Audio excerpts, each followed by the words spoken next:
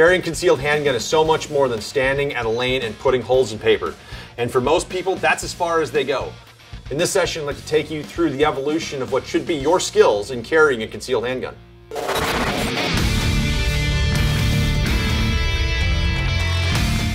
This is the art of defense. Most people start by standing at line and putting holes in paper downrange. And this is good. You should be able to work up to the point where you can put 3 rounds inside the space of a quarter at 20 feet. But gunfights don't happen single shots that are hyper aimed. They happen more dynamically, it's fast. And generally speaking, it's the first guy with at least 3 effective rounds on target that ends up winning the fight.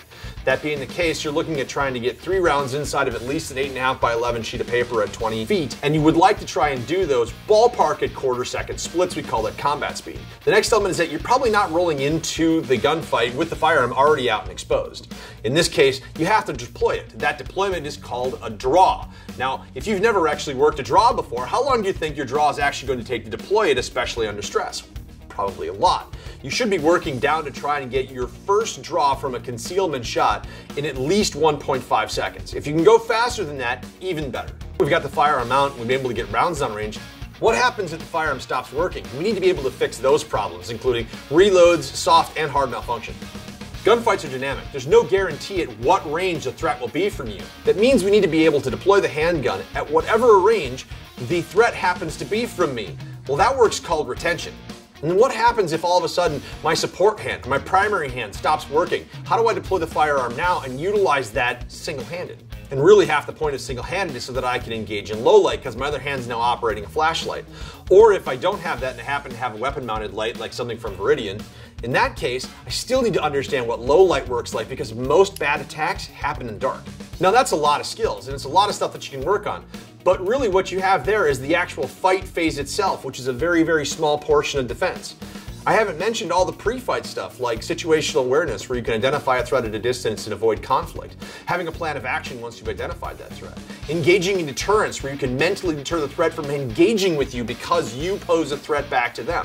All of those have to be programmed.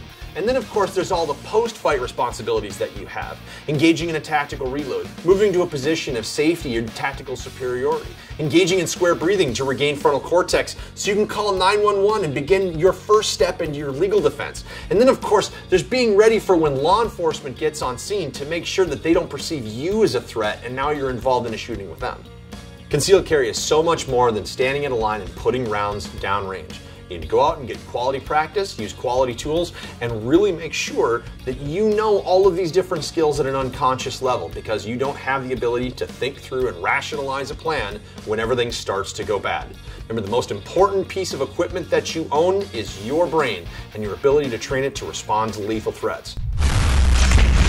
This has been The Art of Defense, brought to you by Viridian Weapon Technologies and Inceptor Ammunition.